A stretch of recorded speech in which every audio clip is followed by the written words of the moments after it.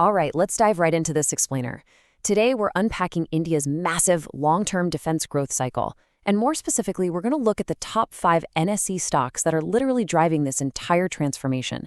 If you've been keeping even half an eye on the markets lately, you know that defense manufacturing companies have become, without a doubt, one of the absolute hottest investment themes out there. We are looking at a complete, ground-up paradigm shift in how India arms itself, and today, we're going to break the whole thing down for you. But right off the bat, we have to ask the obvious question. Why is India's defense sector suddenly booming like this? I mean, think about it. Historically, India has been known globally as one of the world's largest defense importers. They bought almost everything from the outside. But right before our eyes, that's flipping. They are aggressively transforming into a manufacturing powerhouse. This isn't just a minor policy tweak. It's a monumental economic and strategic U-turn. And it's creating entirely new, multi-year opportunities for the market.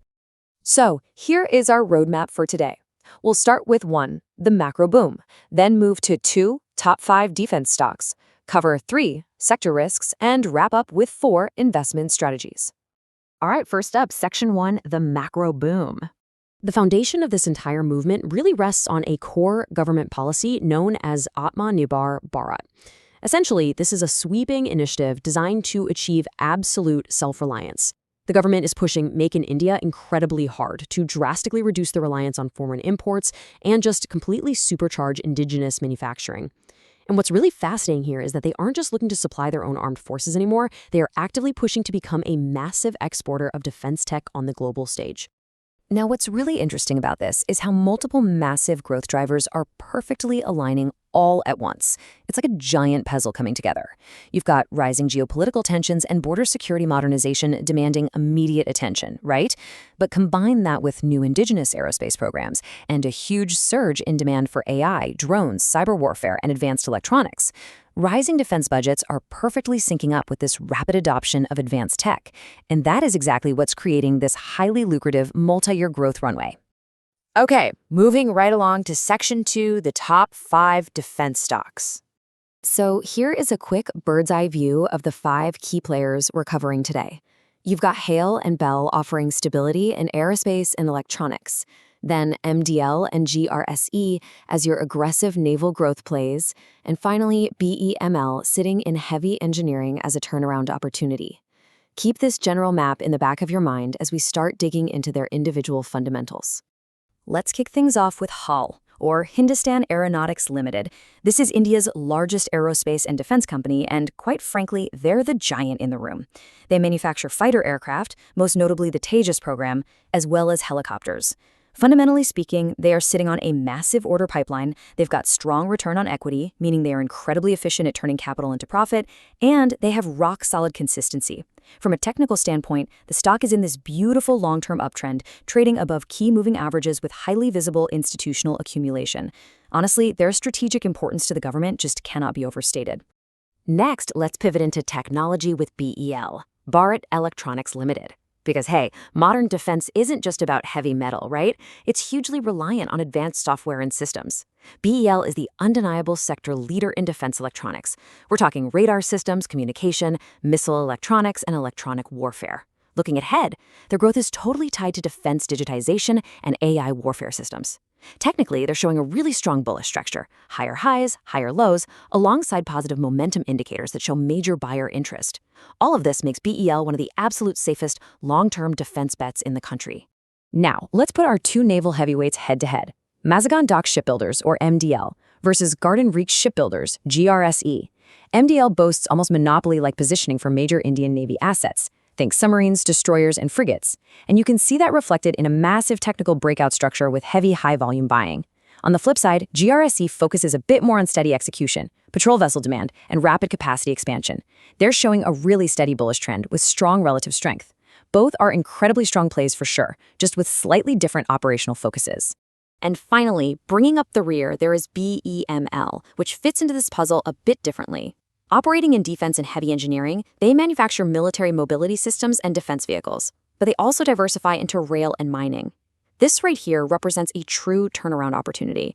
Technically, the chart is definitely more volatile, but a bullish recovery structure is clearly visible, and it's holding strong support levels. It's a higher risk, higher reward play, but it's rooted deeply in essential military infrastructure and logistics. All right, let's shift gears and get into Section 3, Sector Risks. Now, I want to be super clear here. Despite short-term volatility, the long-term structural growth story remains incredibly strong. But while the overarching thesis is solid, we simply cannot ignore the inherent friction of the market. There are going to be bumps along the way. The structural growth is undeniably robust, but you know as well as I do, the path there is never going to be a straight, perfectly smooth line. So we have to objectively weigh the specific threats. First off, these companies are heavily dependent on government spending and policy continuity.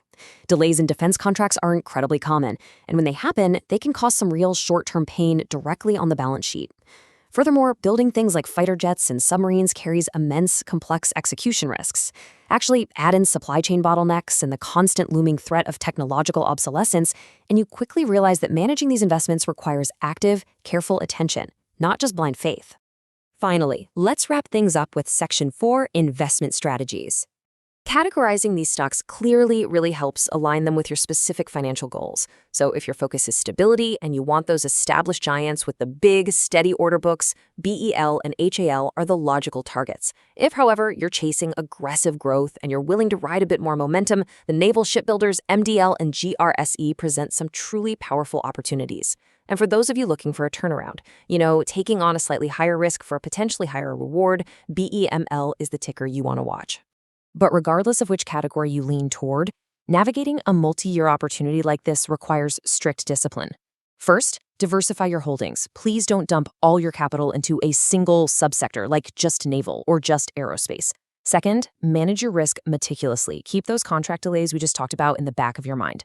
Third, with sectors getting this hot, you absolutely must avoid overvaluation entries. Don't buy at the absolute peak of the hype cycle. And finally, maintain a long-term perspective. Remember, this is a massive multi-year transformation. It's not a day trading scheme. And I do need to firmly reinforce here that this explainer is strictly for educational and research purposes.